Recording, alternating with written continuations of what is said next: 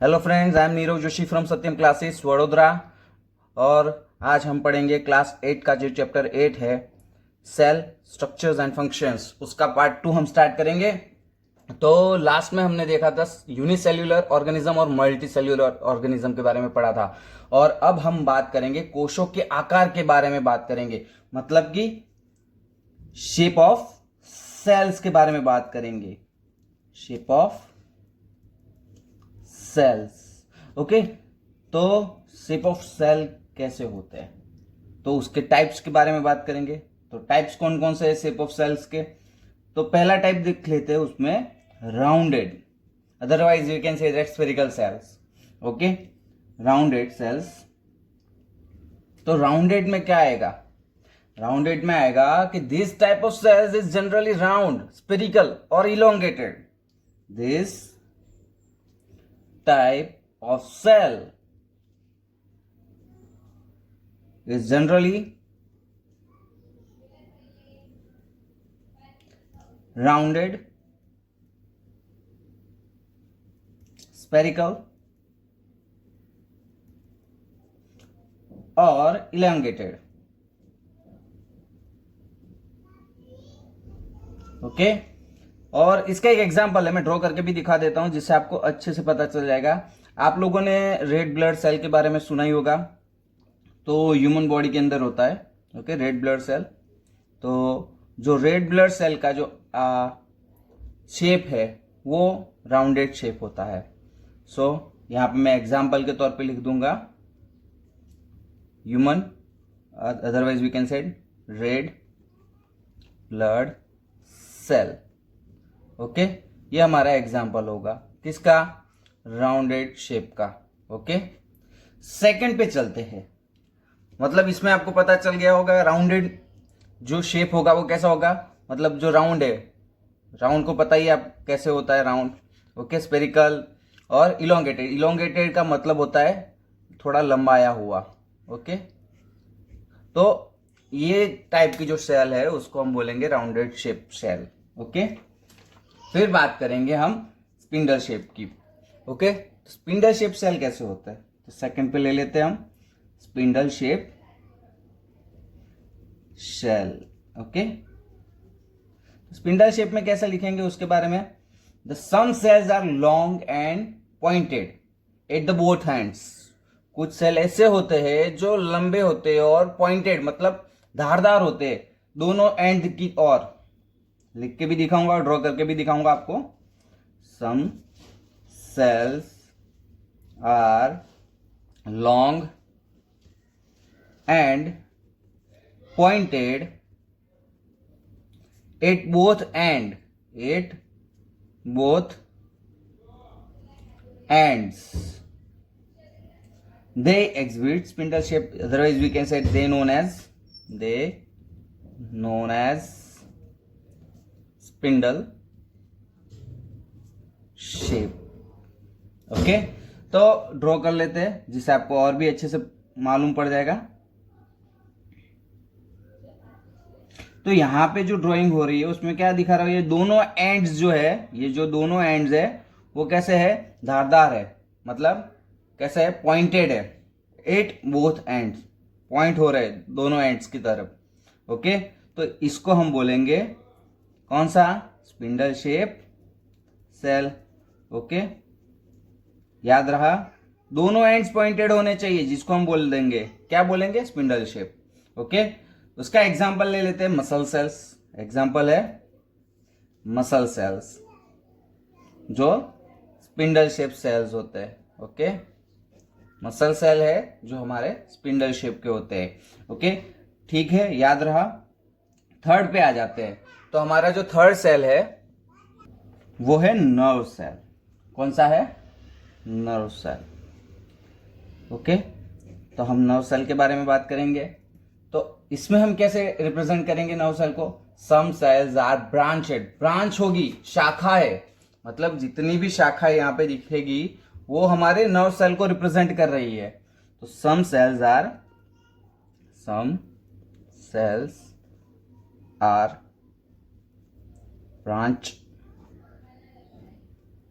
Branch like, some cells are branch like, so that they called nerve cells. Okay कुछ जो sales होते हैं वो ब्रांच मतलब शाखाएं होती है उन सेल्स के अंदर, तो उस टाइप के जो सेल्स होते हैं उसको हम नर्व सेल कहते हैं. नर्व सेल का एक मेन हेतु है, मतलब एक मेन वर्क कह सकते हैं. The nerve cell receive and transfer the messages. Okay, nerve cell क्या करता है? रिसीव करता है और ट्रांसफर करता है क्या? मैसेज को. Okay, the nerve cell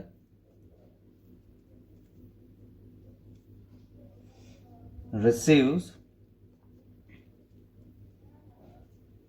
and transfer messages.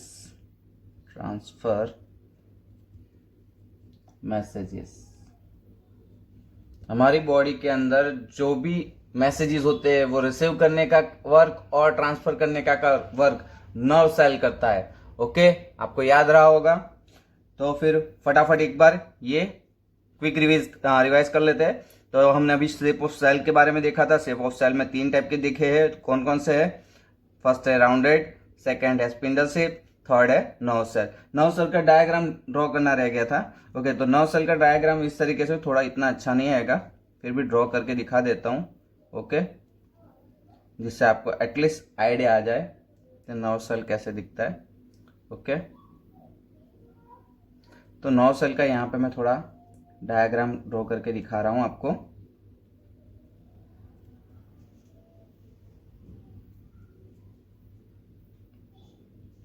तो इसमें आपको नर्व सेल की डायग्राम ड्रॉ हो चुकी है ऑलमोस्ट. ओके, तो ये हमारे नर्व सेल की डायग्राम है जो इतनी अच्छी नहीं बनी है. Okay, thank you. और अभी हम आगे बढ़ते हैं इसके फर्दर पोर्शन पे. अब हम बात करेंगे सेल वॉल के बारे में. तो we can talk about the cell wall. Cell wall क्या होती है? तो एक छोटा सा पहले यहाँ पे डायग्राम ड्रॉ करके दिखा देता हूँ, जिससे आपको पता चल जाएगा कि एक्चुअल में जो सेल वॉल है वो किस तरीके से दिखती है. तो लेट्स सी, यहाँ पे छोटा सा डायग्राम बना देते हैं. ओके, ऑनियन का ही एक ड्रॉ कर देता हूँ. ऑनियन पी का. ओके, ऑनियन का जो सेल है उसका थोड़ा बहुत मिक्सचर तो रहेगा, पर देखते हैं, अच्छा रहेगा तो ठीक है. तो पहले ये चीज सीख लो कि किसको न्यूक्लियस कहेंगे, किसको साइटोप्लाज्म कहेंगे, किसको सेल मेम्ब्रेन कहेंगे और किसको सेल वॉल कहेंगे. तो जो आउटर मोस्ट पार्ट है जो कवर्ड है सेल मेम्ब्रेन से, ये हमारा हो गया सेल मेम्ब्रेन. ओके, जो ये आउटर पार्ट है. ओके, और ये जो पार्ट है जो कवर्ड है थिक लेयर से, उसको हम बोलेंगे सेल वॉल. ओके, और जो सेंटर में राउंडेड है, ओके, उसको हम बोलेंगे न्यूक्लियस. ओके, और बाकी क्या रहा? हाँ, साइटोप्लाज्म बाकी रहा. तो जो सेल मतलब सेल मेम्ब्रेन से लेकर न्यूक्लियस के बीच में, सेल मेम्ब्रेन से न्यूक्लियस के बीच में जो भी पोर्शन है उसको हम बोलेंगे साइटोप्लाज्म. एक जेली जैसा शेप होता है, कह सकते हैं पदार्थ है. ओके, तो उसको हम साइटोप्लाज्म कहेंगे. सो हम जिस बात पे थे वो है सेल वॉल. तो सेल वॉल किसको कहेंगे हम? ओके, तो कुछ लिख लेते हैं इसके बारे में थोड़ा. The component of the cell are enclosed in a membrane.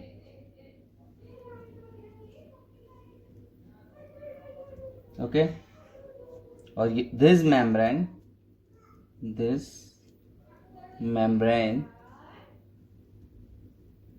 provide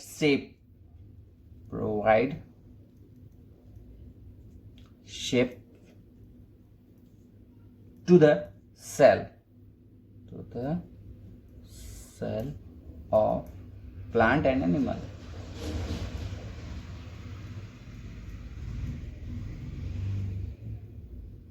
okay तो यहाँ पे मैं सिंपल एक चीज बताऊंगा कि कोश जो होते हैं वो एक पटल से घिरे होते हैं, एक छोटी सी लेयर्स होती है, वो पटल से घिरे होते हैं।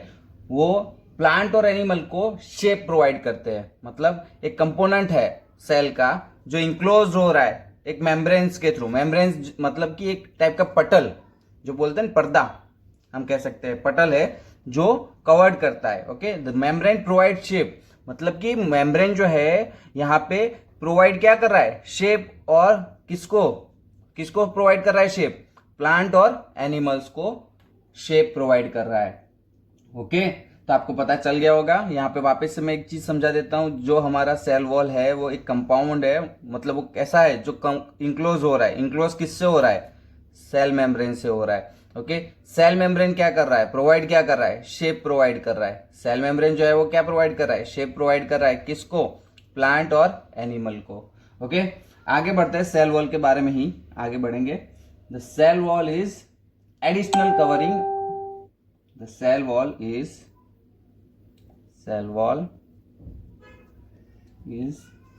additional covering over the cell membrane in plant cell, is additional covering over the plant cell, over the cell membrane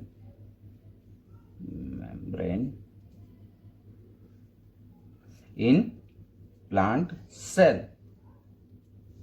मतलब कि यहाँ पे जो सेल वॉल है वो एक कह सकते हैं हम एक एडिशनल कवर है जो क्या करता है, सेल मेम्ब्रेन को कवर कर रहा है। और वो ज्यादातर किस में देखने को मिलेगा, प्लांट सेल्स के अंदर ये सेल वॉल देखने को ज्यादातर मिलती है। फ्रेंड्स याद रखना, मेजोरिटीली हम कह सकते हैं कि जो सेल वॉल है वो हमें प्लांट के अंदर, प्लांट की जो सेल्स होते हैं उसमें देखने को मिलती है। It gives shapes and rigidity to the cell. वो क्या प्रोवाइड करते हैं, सेल वॉल शेप प्रोवाइड करते हैं और रिजिडिटी। ओके, तो एग्जांपल ले लेते हैं इसका, सेल वॉल का एग्जांपल है bacterial cell also have the cell wall. Bacterial cell के पास भी सेल वॉल होती है। Bacterial cell also have cell wall. Okay, तो हमें यहां तक क्लियर हो चुका है सेल वॉल तक। ओके, अब हम आगे बढ़ेंगे साइज ऑफ सेल की तरफ। तो अब हम बात करेंगे साइज ऑफ सेल्स की। तो यहां पे मैं लिख लेता हूं साइज ऑफ सेल। ओके, तो अब साइज ऑफ सेल में थोड़ी डेफिनेशन लिख लेते हैं। Size of cell in living organisms may be as small as millions of metre. मतलब क्या होता है, सजीव जो होते हैं, मतलब जो जीव होते हैं, उनके कोशों का जो कद है, वो कोशों का जो कद है वो 1 मीटर का जो 10 लाखवां हिस्सा है, मतलब 10 लाख का जो भाग है, मतलब 1 मीटर का 10 लाखवां भाग, उतना छोटा होता है सेल का साइज। उतना छोटा सेल का साइज होता है। तो मैं लिख के दिखा देता हूं, the size of cells in living organism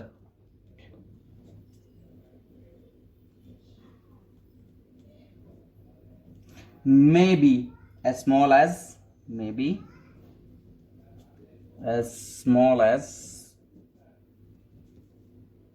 millions of meter।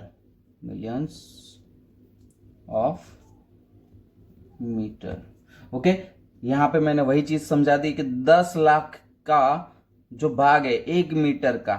Okay, 1 metre का जो 10 लाखवां भाग है, ओके, उतना छोटा होता है हमारा एक साइज ऑफ सेल। मतलब साइज इतनी छोटी होती है एक सेल की।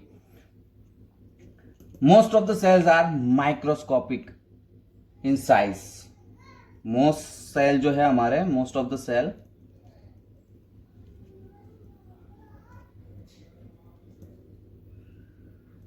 Microscopic in size and are not visible to the unaided eye. Are size and are not visible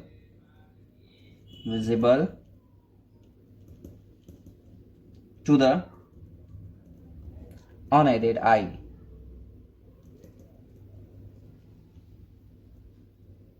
okay, कुछ सेल इतने छोटे होते हैं कि हम उसको अपनी आंखों से देख नहीं सकते, उसके लिए हमें माइक्रोस्कोपिक मतलब अदरवाइज वी कैन से तो हमें माइक्रोस्कोप की जरूरत पड़ती है। इतने छोटे होते हैं, माइक्रोस्कोपिक लेवल पे इतने छोटे होते हैं सेल्स कि हमें अपनी आंखों से देख नहीं पाते और उसके लिए हमें माइक्रोस्कोप की जरूरत पड़ती है। So they can visible under the microscope. So they can visible under the microscope. Friends, अब हम बात करेंगे सबसे छोटा सेल कौन सा है और सबसे बड़ा सेल किसका है। ओके, तो अब हम बात कर लेते हैं सबसे छोटे सेल की। The smallest cell is 0.1 to 0.5 micrometre. Example ले लेते हैं उसका बैक्टीरियल सेल, जो सबसे छोटे कह सकते हैं सेल्स है। The cells, the smallest cells is 0.1 to 0.5 micrometre, इतने छोटे हैं micrometre. Example bacterial cell.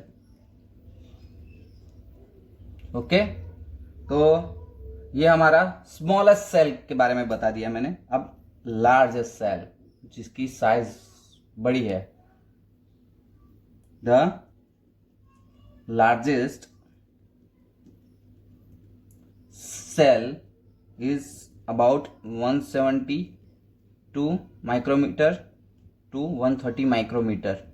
170 micrometre से लेके 130 माइक्रोमीटर तक की साइज होती है।